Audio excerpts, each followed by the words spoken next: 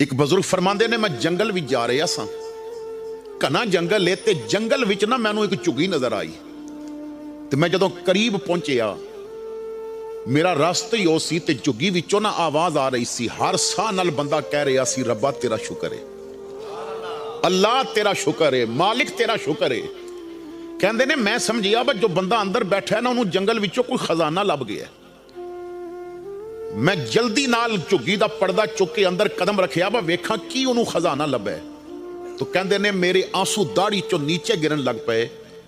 झुग्गी विच गुदड़ी बिछी है, उत्ते एक बाबा लेटिया है, अखां तो अंधा है, दोवें हाथ कट्टे ने, दोवें पैर कट्टे ने। कहता है रब्बा तेरा शुक्र है, ऐ अल्लाह तेरा शुक्र है।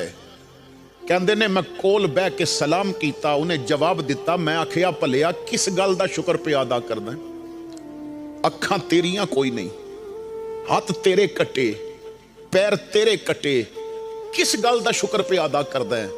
वो हस पिया, कहन लगा मुसाफिर, रब ने जब तक चाहया मैं अखां नाल दुनिया वेखी भी है, रब ने जब तक चाहया मैं पैरां नाल चलदा भी रहा है, रब ने जब तक चाहया मैं हत्थां नाल काम भी कीते ने।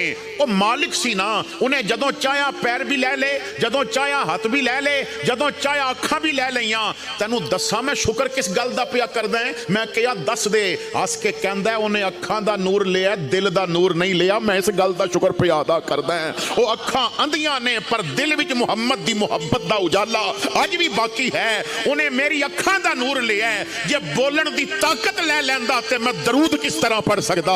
जे बोलण दी ताकत लै लैंदा मैं कुरान किस तरह पढ़ सकदा? ओ देख खुदा करम है, पैर कोई नहीं, मैनू अजे भी नमाज पढ़न दी तौफीक ते अता फरमा देंदा है ना। तो असी कदम कदम ते उसदा शुक्र करना भुल गए।